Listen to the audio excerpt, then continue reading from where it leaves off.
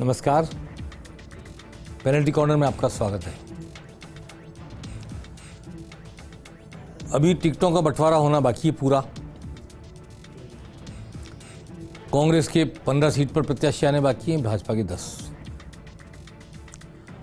परंतु दल बदल का दौर बदस्तूर जारी है। खास तौर पर भाजपा में आने का सिलसिला बहुत तेज। सत्तारूढ़ पार्टी राजस्थान में भी, केंद्र में भी सत्तारूढ़ पार्टी, डबल इंजन की सरकार, और फिर केंद्र में जीतने की पूरी उम्मीद, और 5 साल रहेगी भजनलाल सरकार। तो एक सहज आकर्षण है, खींच रही है चुंबक की तरह भाजपा लोगों को। आज भारतीय जनता पार्टी में विक्रम गुर्जर शामिल हुए, जो हनुमान बेनीवाल की पार्टी से दिल्ली से लड़े थे। विक्रम गुर्जर पहले कांग्रेस में थे और कॉलेज एजुकेशन के ज़माने से, कॉलेज एजुकेशन से निकले हुए लेक्चरर थे, नेता थे कांग्रेस के, काफ़ी अच्छे प्रभावशाली। परंतु वहाँ ज़्यादा कुछ इन्हें हासिल नहीं हुआ इस राजनीति के चलते। विक्रम गुर्जर ने रालोपा से विधानसभा चुनाव लड़ा था। आज उन्होंने लोकसभा चुनाव से पहले भाजपा की सदस्यता ग्रहण कर ली। एक और इम्पोर्टेंट, रामलाल मेघवाल, पूर्व विधायक जालौर के। इस मौके पे अरुण चतुर्वेदी तो मौजूद थे ही ज्वाइन कराने वालों में, लेकिन सबसे इम्पोर्टेंट मौजूदगी थी जोगेश्वर गर्ग की, जो मुख्य सचेतक हैं राज्य विधानसभा में सरकारी पक्ष के। जोगेश्वर गर्ग बहुत शांत स्वभाव के दिख रहे हैं आपको बगल में बैठे हुए अरुण चतुर्वेदी के, लेकिन जालौर सिरोही से पार्टी को जिताने की महती जिम्मेदारी उनकी है, क्योंकि वो वहाँ से विधायक भी हैं और संघ के सबसे विश्वस्त व्यक्ति हैं, और संघ ने अपने ही एक व्यक्ति को खड़ा किया है उस लोकसभा क्षेत्र से, जो बहुत ज़्यादा वेल नोन नाम नहीं, लेकिन संघ के लोग उनके पीछे और जातीय समीकरण के अनुकूल। जोगेश्वर गर्ग को बहुत मेहनत करनी होगी। आज रामलाल मेघवाल की भाजपा में प्रवेश को, आज हम ज्वाइनिंग को आज हम इसी तरह देखते हैं कि जालौर के लिए बिसात बिछाई जा रही है।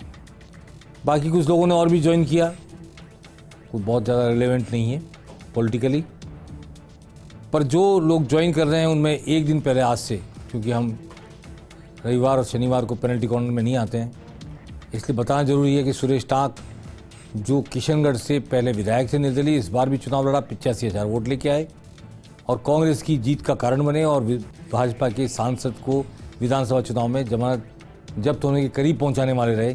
आज सुरेश टाक को, जो कभी नगर परिषद के चेयरमैन थे वहाँ पे बीजेपी की टिकट पर, उनको वापस बीजेपी में शामिल कल कर लिया गया। भंवर सिंह पलाड़ा अजमेर के बीजेपी में शामिल हो गए। उनकी पत्नी जिला प्रमुख है, भाजपा से बगावत करके जिला प्रमुख बनी थी। उनके बेटे शिवराज सिंह पलाड़ा, तीनों को भारतीय जनता पार्टी ने स्वीकार कर लिया। ऐसी बहुत सारी ज्वाइनिंग कल भी हुई, आज भी हुई, होती रहेगी। लेकिन एक बात समझ में नहीं आ रही कि चित्तौड़गढ़ की लोकसभा सीट को लेकर आक्या के साथ जो बातचीत हुई मुख्यमंत्री की, उसका भी हम जिक्र करेंगे, और अजमेर को लेकर जो ज्वाइनिंग कराई जा रही है उसका मैंने आपसे जिक्र किया कि अजमेर लोकसभा क्षेत्र में कौन कौन बीजेपी के खिलाफ लड़े और अब बीजेपी ने उन्हें स्वीकार कर लिया। भीलवाड़ा ने ऐसा क्या बिगाड़ा है, ये मेरे समझ से परे है कि भीलवाड़ा में बीजेपी के प्रत्याशी के खिलाफ संघ की बगावत हुई और बीजेपी ने कांग्रेस के उस व्यक्ति को ले लिया अपनी पार्टी में, जिन्होंने पिछला लोकसभा चुनाव कांग्रेस के टिकट पर लड़ा था और कांग्रेस के अध्यक्ष रहे, यूआईटी चेयरमैन रहे, रामपाल शर्मा। लेकिन भाजपा ने अपने ही उन 2 जिलाध्यक्षों को नहीं लिया जो अशोक कोठारी निर्दलीय के साथ लगे थे। संघ के कहने पर पूरी बगावत हुई थी और अशोक कोठारी जीत कर आ गए। जीतते अशोक कोठारी ने भाजपा में समर्थन दे दिया, लेकिन वो शायद बार्गेनिंग करने की स्थिति में नहीं थे, इसलिए लादूलाल तेली और लक्ष्मीनारायण डाड अभी भी भारतीय जनता पार्टी के दरवाजे पर प्रतीक्षा की टकटकी लगाए हुए देख रहे हैं। ऑपरेशन अजमेर में हो रहा है, शायद सतीश पूनिया वहाँ से लड़ रहे हों, वहाँ के चुनाव के मद्देनज़र, और सीपी जोशी प्रदेश अध्यक्ष तो लड़ ही रहे हैं चित्तौड़ से, इसलिए वहाँ भी ऑपरेशन हो रहा है। लेकिन भीलवाड़ा में कोई हरकत नहीं देखी जा रही है इसके क्या राजनीतिक मायने हैं, कौन व्यक्ति ऐसा है जो भीलवाड़ा से चुनाव लड़ने जा रहा है जिसको भाजपा से गए हुए लोगों को लाने की जरूरत महसूस नहीं हो रही, या अभी व्यक्ति तय नहीं है। तो अजमेर में तो मुझे लगता है व्यक्ति तय हुआ होगा, चित्तौड़ में व्यक्ति तय है ही, तो उनकी अपनी ज़रूरत के हिसाब से, रिक्विजिशन के हिसाब से बीजेपी ने लोगों को शामिल किया है। पर भीलवाड़ा में शायद कोई आदमी तय नहीं है कौन चुनाव लड़ेगा। क्या रिजू झुंझुनवाला को, जो कांग्रेस से बीजेपी में आए हैं थोड़े दिन पहले ही, और जिनके दादा ने भीलवाड़ा के औद्योगिक विकास की नींव रखी, जो आज भीलवाड़ा में औद्योगिक विकास देख रहे हैं सन 60 और 70 के दशक में, जिन्होंने सबसे पहले यहाँ पर फैक्ट्रियाँ खोली टेक्सटाइल्स की, और आज भीलवाड़ा यहाँ तक प्रगति कर रहा है। उनके पोते को, एलएनजे के लक्ष्मी नारायण झुंझुनवाला के पोते रिजू झुंझुनवाला को, क्या पार्टी उन पर विचार कर रही है, ये भी एक चर्चा का विषय सामने आया है। चर्चा में तो बहुत सी बातें अभी आएंगी, जैसे कि टोंक सवाईमाधोपुर से क्या अलका गुर्जर को टिकट दिया जा रहा है। आज जिस तरह गुर्जर समुदाय के लोगों ने ज्वाइन की बीजेपी, विक्रम गुर्जर की खास तौर पर, और उनके अलावा जो लोग आए हैं उन सबको देखते हुए ऐसा लगता है कि टोंक सवाईमाधोपुर से हरीश मीणा के सामने बीजेपी कोई गुर्जर प्रत्याशी उतार रही है। सौम्या गुर्जर या अलका गुर्जर या सुनीता बैसला, जिसका नाम मुझे लगता है कि अब नहीं है शायद, तो इन तीनों में से किसी एक को मिलना था टिकट। लगता है अलका गुर्जर राष्ट्रीय सचिव हैं, शायद वो काफ़ी आगे चल रही हैं, तो इसलिए गुर्जर वोट पोलराइज करना चाहते हैं। सचिन पायलट के वहाँ से विधायक होने के बावजूद गुर्जर वोट हरीश मीणा के खिलाफ पड़े, इसको कोशिश को किया जा रहा है। अभी मैं बात आपसे करना चाहता हूँ कि किस तरह मुख्यमंत्री भजनलाल लोकसभा चुनाव की 25 में से 25 सीट जिताने की तर्ज पर, कोशिश पर लगे हुए हैं और बिसात बिछा रहे हैं और शतरंज में गोटियां इधर से उधर फेर रहे हैं।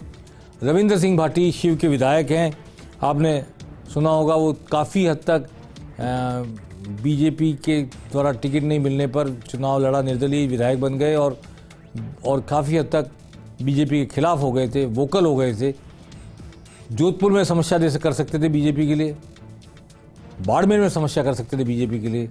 भजनलाल शर्मा ने उन्हें बुलाया, उनसे बात की, उन्हें समझाया और वो अब भाजपा के समर्थन में काम करने को राजी हो गए। भजनलाल शर्मा ने दूसरा काम किया, चंद्रभान सिंह आक्या को चित्तौड़ से बुलाया, जिन्होंने बगावत करके चुनाव लड़ा था।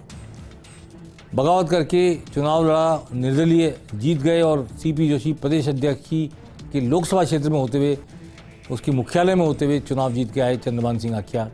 चंद्रभान सिंह आक्या को भी बुलाया मुख्यमंत्री भजनलाल ने और मीटिंग कराई सीपी जोशी के साथ, जो वहाँ के सांसद हैं, प्रदेश अध्यक्ष हैं, और जिनसे उनकी 136 का आंकड़ा चल रहा था विधानसभा चुनाव के समय टिकट कटने के बाद।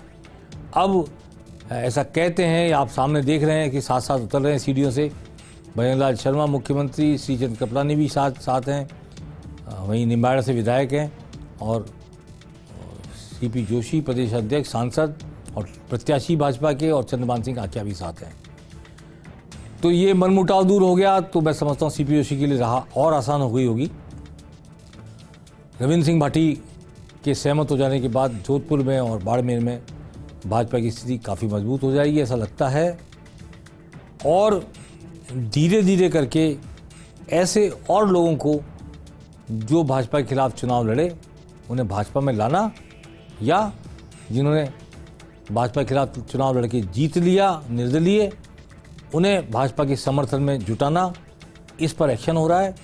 लेकिन जिन्होंने चुनाव भी नहीं लड़ा और चुनाव जीता भी नहीं और विधायक नहीं है, पर उनके सपोर्ट से कोई विधायक जीत गया, उसकी पार्टी कोई कदर करेगी क्या, जबकि ओरिजिनली वो बीजेपी का ही वर्कर है? ये विचारार्थ प्रश्न है।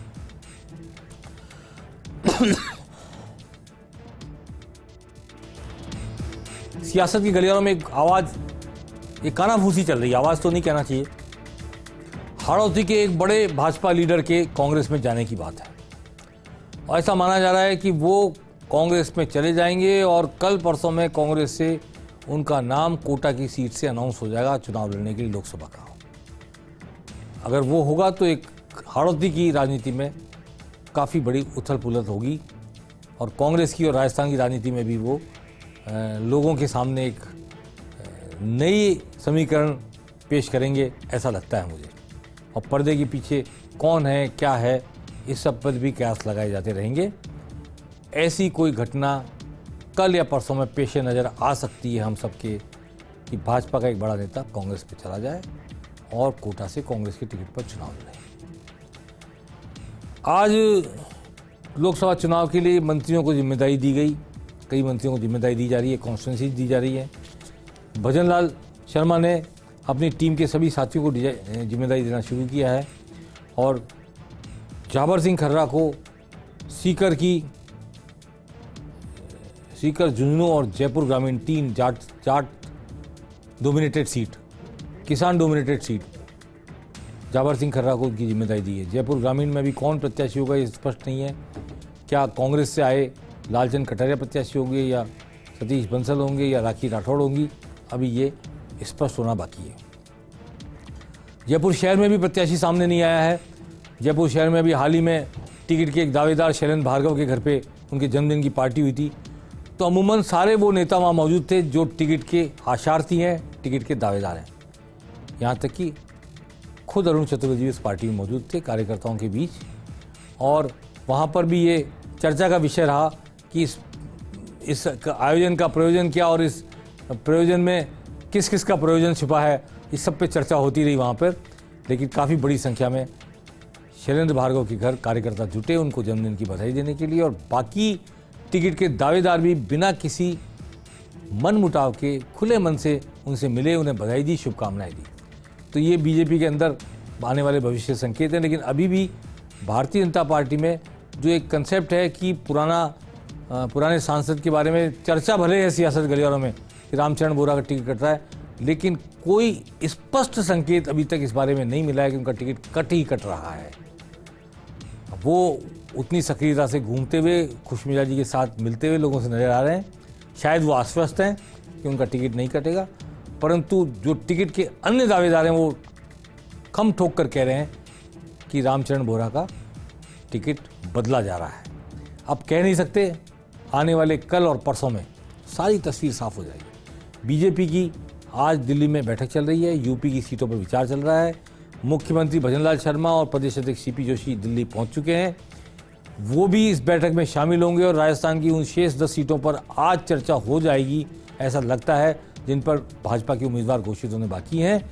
और उन सीटों पर चर्चा होने के बाद शायद देर रात या कल तक नाम सामने आए। मुझे उम्मीद ज़्यादा यही है कि कल तक नाम सामने आएंगे बीजेपी के शेष 10 प्रत्याशियों के, और कांग्रेस के भी 15 प्रत्याशी बाकी हैं, उनके नाम भी, हालांकि कांग्रेस पशोपेश में है, कई सीटों पर इफ एंड बट देख रही है और बीजेपी के प्रत्याशी कौन निकल कर आते हैं उस पर नज़र बनाए हुए है, उसके आधार पर अपने प्रत्याशी का नाम तय करेगी, ऐसा मुझे लगता है। पर कल और परसों में सभी 25 सीटों की तस्वीर साफ हो जाएगी। कौन 25 सेनापति कांग्रेस के, कौन 25 सेनापति भाजपा के अपनी अपनी सीटों पर जंग लड़ेंगे चुनावी। 19 अप्रैल को होने वाला मतदान और 26 अप्रैल को होने वाला मतदान, कौन कौन उसके लिए दावेदार बनेंगे जीतकर लोकसभा में जाने के, ये नाम सब सामने हो जाएंगे अगले 2 दिन में। अब भाजपा मुख्यालय में बैठक के बाद कल सीसी की एक बैठक जो होने वाली है कांग्रेस की, उसमें भी एक बड़ी बात सामने आई है कि जो बाड़मेर से आरएलपी के उम्मीदवार थे उमेदराम बेनीवाल, जिनको अभी आरएलपी से कांग्रेस में लिया गया हाल ही में, वो ऐसा पता लगा हेमाराम चौधरी और हरीश चौधरी के बीच इस बात पर मतैक्य हो गया है, एकजुटता हो गई है कि इन नए आए हुए व्यक्ति को टिकट दे दिया जाए। तो कर्नल सोनाराम की बनिस्बत ये जो टिकट है बाड़मेर का उमेदराम बेनीवाल को जा सकता है। उस स्थिति में बाड़मेर सीट भी बीजेपी के लिए चुनौतीपूर्ण सीट हो जाएगी, जैसे चूरू की राहुल कस्वा की सीट हो गई है। एक और खबर है अमीन पठान को लेकर। अमीन पठान भाजपा के थे, नरेंद्र मोदी के करीबी थे, क्रिकेट की राजनीति में सक्रिय रहे, वसुंधरा राजे के बहुत नज़दीक रहे। वसुंधरा राजे ने 2 बार उनको राज्य मंत्री के दर्जे वाले बोर्ड में अध्यक्ष बना के रखा। फिर बाद में मुख्तार अब्बास नकवी ने अजमेर की दरगाह कमेटी के इंतजामिया कमेटी के चेयरमैन के पद पर रखा। लंबे समय तक उन्होंने भाजपा की सत्ता के द्वारा काफ़ी बड़ा हिस्सा अपने पक्ष में समर्थन का प्राप्त किया, अपने पक्ष में उसके लाभ उठाए। फिर वो टिकट चाहते थे भरतपुर के पास से, वहाँ उनको टिकट नहीं मिला क्योंकि किसी मुस्लिम को टिकट देने की भाजपा की नीति नहीं थी 200 सीटों पर। तो जब वो टिकट नहीं प्राप्त कर सके तो कांग्रेस में चले गए, कांग्रेस के महासचिव बन गए। अब उनको सरकारी ज़मीनों पर कब्जा करने, सरकारी ज़मीनों पर मकान बनाने, अपना फार्म हाउस बनाने जैसे कई मामलों में जब कार्रवाई हुई तो सरकारी कर्मचारियों के काम में दखलंदाजी करने के आरोप में गिरफ्तार कर लिया गया और पेश किया गया पुलिस के सामने। अमीन पठान बड़ा नाम है, क्रिकेट की दृष्टि से बड़ा नाम है, राजनीतिक दृष्टि से बड़ा नाम है, बीजेपी छोड़कर कांग्रेस में आ गए इसलिए भी बड़ा नाम हो गया। अब उनके लिए ये राह कठिन हो गई है। आज उनकी जमानत की अर्जी खारिज हो गई, ऐसा अनुमान लगाया जा रहा है कल वो डिस्ट्रिक्ट जज के यहाँ पर जमानत की अर्जी लगाएंगे और वहाँ भी अगर न्याय नहीं मिला तो वो आगे तक लड़ेंगे, सक्षम है। लेकिन ये बड़ी बात है, कल तक अमीन पठान जिस बीजेपी की आँख के तारे थे, जिस बीजेपी ने उन्हें अजमेर के ख्वाजा साहब की दरगाह की इंतजामिया कमेटी का चेयरपर्सन बनाया था, आज पाला बदलने के बाद वो अमीन पठान आँख के कांटे बन गए हैं बीजेपी के लिए, सरकार के लिए। पेनल्टी कॉर्नर में आज बस इतना ही। हम आपसे कल फिर रूबरू होंगे। उम्मीद करते हैं कि कल जब हम आपसे मिलेंगे तो शायद भाजपा के शेष 10 नाम सामने आ चुके होंगे और उम्मीद करते हैं कि कल या परसों में कांग्रेस के भी 15 नाम सामने आ जाएंगे। फिर आपसे खुलासा होगा, तब बात करेंगे किसके पलड़े में कितना वजन है, किसके क्या समीकरण है, कौन किसके आसरे चुनाव मैदान में उतरा है, किसके क्या बिंदु होंगे, कौन फेस करेगा पार्टी की भीतरगात और किसको मिलेगा दूसरी सामने वाली पार्टी का समर्थन भी। इस पर चर्चा होगी पेनल्टी कॉर्नर में। आज बस इतना ही। नमस्कार।